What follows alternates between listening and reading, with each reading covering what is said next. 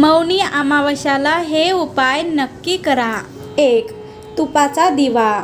मौनी अमावस्येला संध्याकाळी तुळशीजवळ तुपाचा दिवा लावावा आणि तुळशीला 108 प्रदक्षिणा घालाव्या. याने जीवनात सात्विकता येते आणि सर्व प्रकारचे संकट आपोआप दूर होतात. गाईला दही भात. जन्मकुंडलीत चंद्रमा कमजोर असल्यास अमावस्येला गाईला दही भात खाऊ घालावा. याने मानसिक शांती प्राप्त होते आणि चंद्र संबंधित दोष नाहीसे होतात. महामृत्युंजय मंत्र. मौनी अमावस्येला 108 महामृत्युंजय मंत्राचा जप करत महादेवाचे पंचामृताने अभिषेक करावा.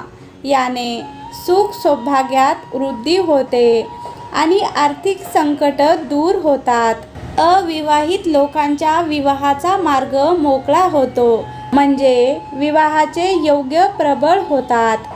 सूर्याला अर्घ्य. अमावस्या असो वा इतर कोणताही दिवस सूर्याला अर्घ्य दिल्याने दारिद्र्य दूर होतं आणि धनाचं आगमन वाढतं. चांदीचे नाग नागिन. मौनी अमावस्येला चांदीचे नाग नागिनीची पूजा करावी आणि पांढऱ्या फुलासह यांना वाहत्या पाण्यात प्रवाहित करावे. याने सर्पदोषापासून मुक्ती मिळते.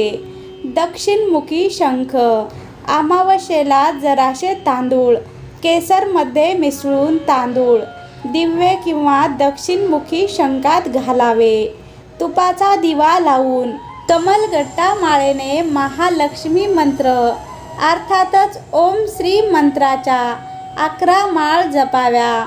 याने घरात भरभरून धन येईल. मुंग्या.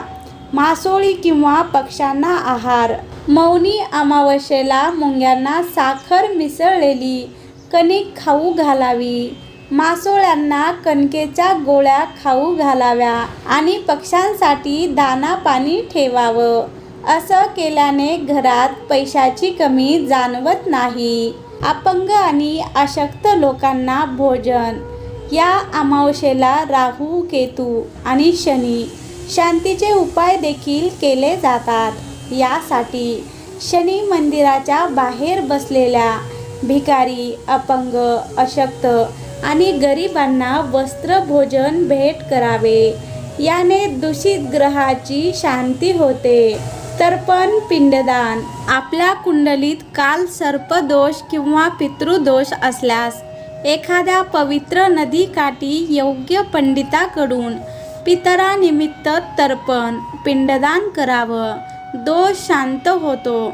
दिव्यात केसर. मौनी अमावस्येला संध्याकाळी घरातील ईशान्य कोपऱ्यात गाईच्या तुपाचा दिवा लावावा. दिव्यात कापसाची वात लावण्याऐवजी लाल रंगाचा दोरा वापरावा. शक्य असल्यास दिव्यात जरासं केसर मिसळावं. याने देवी लक्ष्मी प्रसन्न होते आणि घरात धन धान्याची वाढ होते.